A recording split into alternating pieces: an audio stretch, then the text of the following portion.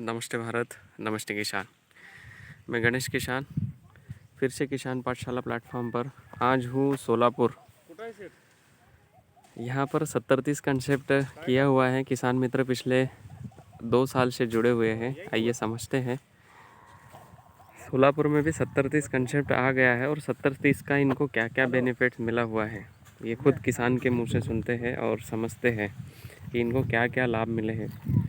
राम राम।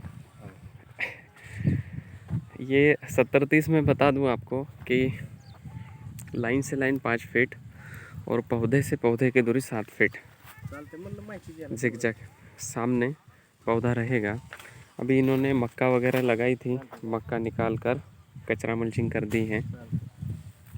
किसान से समझते हैं ताकि हमें ज़्यादा अच्छे से समझ में आए और इनका एक्सपीरियंस, क्योंकि ग्राउंड लेवल पे यही व्यक्तिगत यहाँ पे कार्य प्रणाली कर रहे हैं तो इनसे ही समझने में ज़्यादा अच्छे तरीके से हमें समझ में आ सकता है।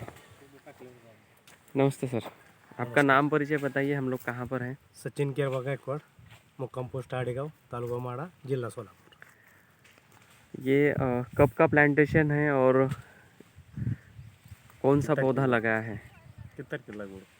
ये 6/9/2022 को लगाया है। 6 सितंबर को लगाया है। और रेवा का G9 का पौधा है। रेवा G9 का पौधा है। रेवा या किसान पाठशाला या 70-30 ये कहाँ से समझा और कैसे फॉलो किया? आपने पिछली बार भी शायद मेरे पास कुछ फ़ोटो वीडियो बनाकर भेजे थे। काफ़ी अच्छा लाभ हुआ आपको कचरा मल्चिंग वगैरह करके। हाँ सर। उसका थोड़ा सा मैं पूछना चाहूँगा और आप आपकी भाषा शैली में भी बताएं तो कोई दिक्कत नहीं है। हाँ सर, मैंने आपका यूट्यूब का चैनल ज्वाइन किया, बलराम किसान पाठशाला। हाँ, उसमें से कुछ वीडियो देख के कुछ आपका प्रयोग मैंने पुराने केली में किया, उसका रिजल्ट मेरे को अच्छा आया, इसलिए मैंने इस बार आपका ही पौधा मंगा लिया। पिछले बार का वो क्या रहा था, मतलब एवरेजली अदरवाइज आपके साथ में लगे हुए पौधे और किसान पाठशाला के थीम पर जाना, कचरा मल्चिंग या फिर शेड्यूल आपने फॉलो किया है ना, तो उसका कुछ रिजल्ट मिला आपको? रिजल्ट ऐसा हुआ सर, एक भी वाटर सोलेबल मैंने आपका वीडियो देखने के बाद छोड़ा नहीं है और 6 महीने में उसका एंड चालू हो गया और 10.5 महीने में आपका पूरा ख़त्म हो गया। एवरेज क्या आया? और एवरेज 38 आ गया मेरे को, 38 टन का एवरेज मिल गया। अच्छा, मतलब कितने पौधे थे और कितना माल गया? 1500 पौधे थे और कितना माल गया? 38 टन। 1500 पौधों में 38 टन माल गया आपका। काफ़ी अच्छा रहा। रेट भी अच्छा मिला आपका? रेट भी अच्छा मिला, 26.5 से कटिंग हो गया। Okay okay.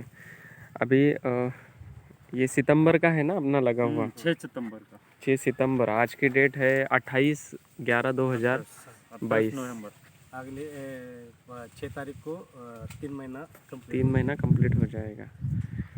पौधे की हाइट, हेल्थ, पत्तों की साइज़ एकदम बढ़िया है और मैच्योरिटी भी अच्छी है। नीचे तने की मोटाई भी बन रही है। अभी यहाँ पे आपकी तरफ जैसे ये गन्ना कट रहा है तो गन्ने की जितनी भी ये पत्ती रहेगी, डालने वाला हूँ मैं। ये पत्ती बीच में बिछा दो। मक्का लगाया था लेकिन बहुत इल्ली का प्रॉब्लम आ रहा था, हाँ इसलिए लगा कि फिर कटिंग करके डाल दिया। हाँ, इसमें इसकी कड़ भी डाल दो और इस साइड में अभी सेकंड और रहेगा क्या गन्ना? ओके ठीक है, तो ये गन्ने का फिर आपको प्रोटेक्शन मिल जाएगा। दोनों साइड में गन्ना है, कटिंग हो गया है, वो फिर रहने वाला है। काफ़ी अच्छा है। कितने पौधे लगे हुए हैं ये? 1410 आपकी तरफ से आया था। अच्छा, फिर मैंने 50 पौधा उधर ऐड किया, कम पड़ा तो। अच्छा 1450 पौधा लगा हुआ है। 1450 को कंप्लीट कर दिया। आने वाला हर पत्ता भी अच्छा और बड़ा आ रहा है। अच्छा, वीएम स्प्रे भी आप अप्लाई करते हो? हाँ सर। क्योंकि ये मिट्टी जो दिखाई दे रही है, वीएम स्प्रे से कुछ क्या बेनिफिट्स मिले हैं और क्या समझा आपने? मैंने एक भी इसमें फंगीसाइड नहीं लगाया। अच्छा, जो भी फंगीसाइड गया है वो वायरस के लिए गया है, लेकिन इल्ली के लिए इसलिए कुछ भी ऐसा एक्स्ट्रा फंगीसाइड नहीं लगाया उसमें। वीएम स्प्रे करने के बाद में अलग सी शाइनिंग महसूस होती है, पौधे में कुछ अलग सा दिखता है आपको? ऐसा पुराने केले में मैं हर 7 दिन में एक फंगीसाइड यूज़ करता था। हाँ हाँ लेकिन हाँ। इसमें मेरे को फंगीसाइड यूज़ करने का कोई प्रॉब्लम ही नहीं आया।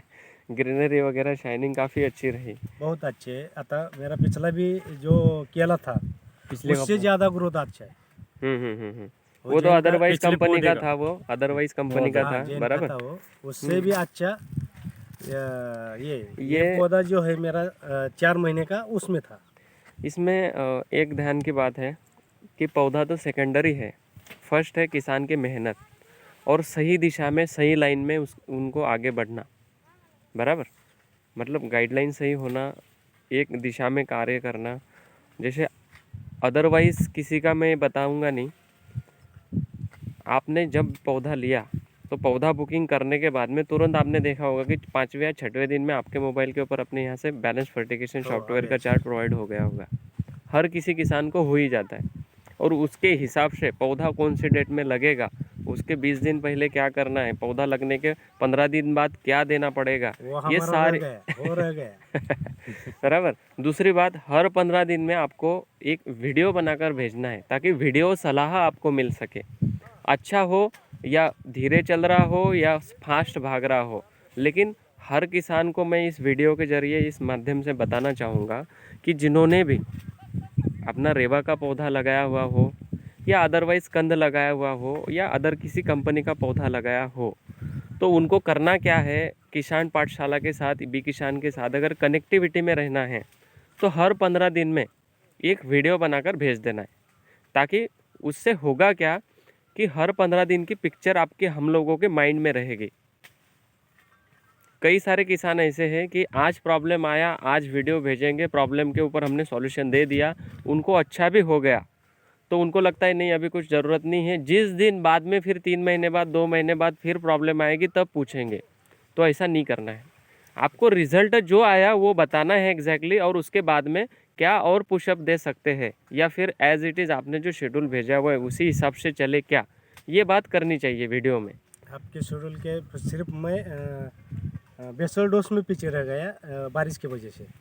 10 दिन से पीछे चल रहा हूँ, बहुत ज़्यादा नहीं था तो ना इधर। शेड्यूल पूरा 100% एक्स्ट्रा उसमें कुछ भी लगाया नहीं है। इस साल में क्या है, जैसे आपके सोलापुर बेल्ट में मैं घूम रहा हूँ तो यहाँ की प्रैक्टिसेस जो है अच्छी है, एक्सपोर्ट वाली भी है, लेकिन बेड पे केला नहीं लगाते हैं। या फिर ये नाली बाली का कंसेप्ट 70-30 कंसेप्ट, इसमें होता क्या है, इसमें अगर बारिश भी बहुत ज़्यादा हुई तो आपने देखा होगा कि ये नाली की वजह से पौधे की जड़ों की कक्षा के पास एयर कंडीशन गैप बनी रहती है, मतलब वापसा कंडीशन बनेगी। अगर इसी कंडीशन में इस फ्लैट पे अगर आप लगाते तो कई सारे पौधे रिलीज हो जाते। इरविनिया रॉड की समस्या, CMU वायरस की समस्या, ये समस्या मतलब आएगी ही अगर आपके खेत में आपने वापसा कंडीशन लाइक पौधे को जगह नहीं बनाकर रखी है तो, बराबर। सही है। फिर भी पिछले साल भी आपके पास कई सारी दिक्कतें रही, इस साल भी है और आ ही रही है। जब जब क्लाउडी इन्वायरमेंट बनेगा तब तब शकिंग पेस्ट, थ्रिप्स, माइट्स आपके पौधों के ऊपर अटैक करेंगे।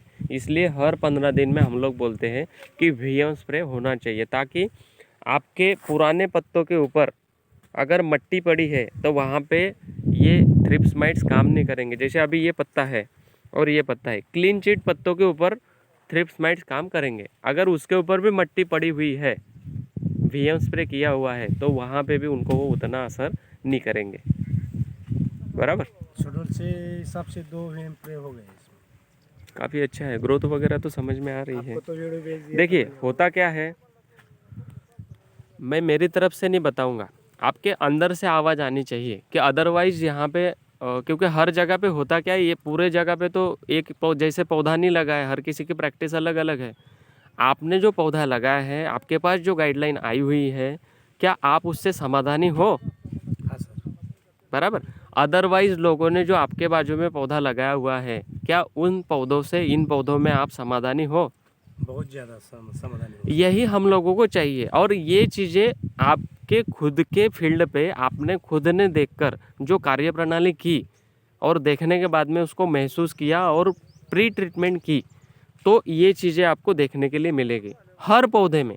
दुनिया का कौन सा भी पौधा लो, लेकिन हर किसान का अपने खेत में, अपने पौधों की तरफ या अपने खेत में जो भी हमने फसल लगाई है उसकी तरफ एक ध्यानपूर्वक उसके तरफ देखना है और उसको उसकी अवस्था अनुसार क्या क्या लगता है उन चीज़ों को समझना है और उसको उस चीज़ों को देना है। हमारा ध्यान इस क्षेत्र में मैं ज़्यादातर देखता हूँ कि फर्टिगेशन शेड्यूल के ऊपर ही है कि मैं इसको अभी क्या फर्टिगेशन दूँ।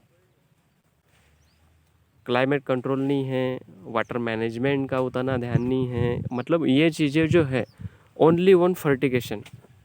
ईल्ड अच्छी आती है, कोई दिक्कत नहीं है, आपके वहाँ का ऑटो क्लाइमेट है। ये क्षेत्र अगर देखोगे ना तो ये ऑटो क्लाइमेट है, इसमें तो आ ही जाता है। लेकिन अगर आपने और खर्चे बचाए, जैसे आपने पिछले साल खर्चे बचाए, आज तक होते होंगे ना, अनजाने में कई सारे खर्चे हो गए होंगे। आपको जब आपने डाटा देखा और आपने जब समझा तो आपको फिर समझ में आया होगा कि फर्क कितना आया होगा कम से कम। बहुत है सर। आप मैंने एक ही बार में आपका पूरा कैलकुलेशन करके आपसे भी मटेरियल मंगाया है, हुमिक एसिड, फुलविक आपका एसिड, फुलविक एसिड और सुक्रोज। आपसे ही मंगाए हैं। रह गया वो रासायनिक फर्टिलाइजर, उसका भी टोटल लगा के सिर्फ 12,500 का हो गया है एक साल का। तो यही चीज़ें हैं ना।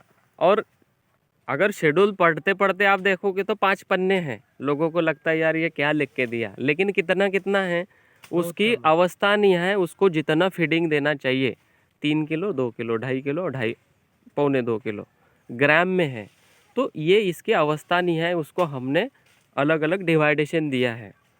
जैसे हम 7 दिन का भोजन सोमवार को ही कर ले और बाकी दिन कुछ नहीं करे तो वो गड़बड़ है। वैसे ही पौधे को उसकी अवस्था नहीं है, हमने एक ग्रेडिंग करके उसको उस अवस्था नहीं है उसका शेड्यूल बनाया है और उस हिसाब से आपको उसको देना है। अगर देते हो तो उसका लाभ भी मिलता है, आपने देखा होगा। हाँ, बहुत मिला है सर। और खर्चा तो कम से कम 70-30 जो हम लोग बोल रहे हैं, ये 70-30 तो यहाँ बना लिया, खर्चे में भी 70-30 होता है। 30% ही खर्च होता है। बराबर। रेट अपने हाथ में नहीं है, 10 रुपया 20 रुपया 50 रुपया क्या मिल रहा है। फर्टिगेशन के रेट काफ़ी बढ़ गए हैं। अगर हम हमारी ज़मीन में कार्बन परसेंटेज रेशो अगर आज से बढ़ाना शुरू करते हैं तो शायद आज के 5 साल बाद इतना भी फर्टिलाइज़र डालने की आवश्यकता नहीं रहेगी। पौधे को NPK देना ही पड़ेगा, लेकिन उसके चाल के लिए, पुशअप के लिए देना पड़ेगा। वो एक्चुअल बायोमास कार्बन अगर ज़मीन में रहेगा तो हमारी मिट्टी में इतनी बड़ी पोषक क्षमता है, पूरे सारे न्यूट्रिशन पड़े हुए हैं, खाली उसको अपटेक करने के लिए हमें यहाँ पे चाहिए बायोमास कार्बन, जो हम लोगों ने पूरा ख़त्म कर दिया है। आपने देखा होगा एक आधी किसान अगर 1 एकड़ में 20 से 25 ट्रॉली खाद का अगर प्रयोग करता है तो उसकी यील्ड सबसे अच्छी आती है। क्यों? क्योंकि उसमें बायोमास कार्बन इन्होंने डंप करके रखा है। लेकिन आज के बायोमास कार्बन जैसे गोबर खाद वगैरह आप लोगे तो उसमें कई सारी बैक्टीरियल डिसीज़, फंगल डिसीज़ आती है, क्योंकि उसको प्री ट्रीटमेंट करके हम लोग यूज़ नहीं करते हैं। सही है। तो इन चीज़ों के ऊपर भी ध्यान रखना पड़ेगा। ये तो बातें करते करते तो अपने को 2 घंटे भी कम गिरेंगे। ठीक है, थैंक यू।